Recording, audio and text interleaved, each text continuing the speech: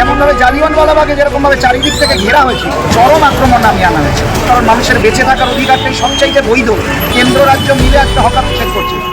রাজ্যে নতুন সরকার এসছে, আমরা দেখছি 1 মাসও হয়নি, কিন্তু যে সরকার প্রথমে বলেছিল পাল্টানো দরকার, কিন্তু আমরা দেখলাম 1 মাসের মধ্যেই মানুষের যে জীবন, সেই জীবনের যে পাল্টানো বলতে যা বোঝায়, মানুষের জীবন জীবিকা, ছেলেমেয়েদের পড়াশোনা, শিক্ষা, চিকিৎসা, সবচাইতে বড় ব্যাপার যে জীবন জীবিকার ক্ষেত্রে কোনো কিছুই তো পাল্টায়নি, বরঞ্চ মানুষের জীবনে আরও চরম অসুবিধার সৃষ্টি হয়েছে।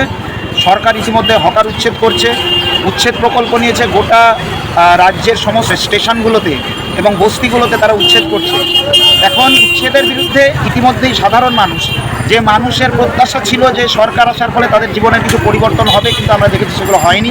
ফলে মানুষ ঐক্যবদ্ধভাবে প্রতিরোধ করে তুলছে, প্রতিবাদ করছে, এবং সেই প্রতিরোধের ফলে ইতিমধ্যে হকার উচ্ছেদের বিরুদ্ধে বহু জায়গায় মানুষ ঐক্যবদ্ধভাবে উচ্ছেদ অভিযানকে রুখে দিয়েছে।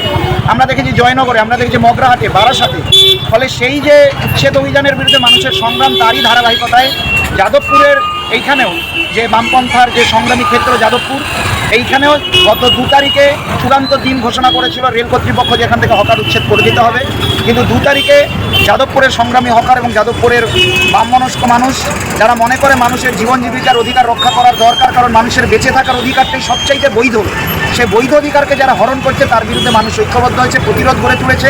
ফলে 2 তারিখে যে বুলডোজার মাথা নিচু করে ফিরে গেছিল, সেই বুলডোজার আরও বেশি শক্তি নিয়ে রাজ্য সরকারের সহযোগিতায়, যে সরকার ডবল ইঞ্জিনের কথা বলেছিল, কিন্তু আমরা দেখলাম ডবল ইঞ্জিন আসার পরে কেন্দ্র রাজ্য মিলে আজকে হকার উচ্ছেদ করছে।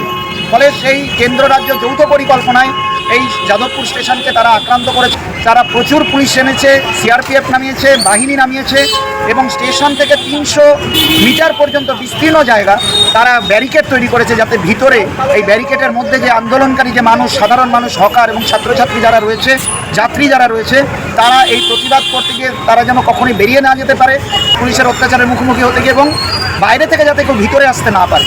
ফলে একটা পরিকল্পিতভাবে, যেমনভাবে জালিয়ানওয়ালাবাগে যেরকমভাবে চারিদিক থেকে ঘেরা হয়েছিল, ঠিক সেরকমভাবে চারিদিক থেকে ঘিরে এখানকার প্রতিরোধ যারা গড়ার চেষ্টা করেছিল, সেখানে চরম আক্রমণ নামিয়ে আনা হয়েছে।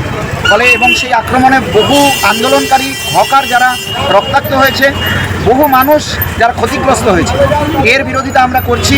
এবং আমরা বলতে চাই যে আজকে সরকার পরিবর্তন হয়েছে, কিন্তু মানুষের জীবন জীবিকার সুবিধা হয়নি। লক্ষাধিক মানুষ বেকার হয়ে গেছে, তাদের জীবন জীবিকার ন্যূনতম নিশ্চয়তা তারা কেড়ে নিয়েছে। সেই পরিবারের সন্তানদের পড়াশোনার কোনো সুযোগ নেই, তাদের সরকারি স্কুলগুলো বন্ধ হয়ে যাচ্ছে। ফলে যে সরকার পরিবর্তনের কথা বলেছিল, যে সরকার বলেছিল পাল্টে দেওয়া দরকার, সে পাল্টানো বলতে মানুষের জীবন জীবিকার সুযোগ সে তৈরি করেনি, এই পরিস্থিতিকে সে পাল্টায়নি, ছেলে মেয়েদের পড়াশোনার আরও সুন্দর ব্যবস্থা সে করেনি। ফলে এই পাল্টানো বলতে যে পাল্টানো বোঝায় সেটা সে করেনি, যে কারণে মানুষ লড়ছে, আমরা লড়ছি, পথে নেমে লড়ছি পুলিশের চরম অত্যাচারে। তারপরেও সাধারণ ছাত্রছাত্রী, হকার এবং যাত্রীরা প্রতিরোধ গড়ে তুলেছে, রক্তাক্ত হয়েছে, কিন্তু প্রতিরোধ গড়ে তুলেছে। এবং আমরা বলতে চাই যে আক্রমণ যাই আসুক, আমরা যাদবপুরের এই উচ্ছেদ অভিযান এবং সারা রাজ্যের যে উচ্ছেদ অভিযান বিজেপি সরকার চালাচ্ছে, তার বিরুদ্ধে আমরা প্রতিরোধ গড়ে তুলব।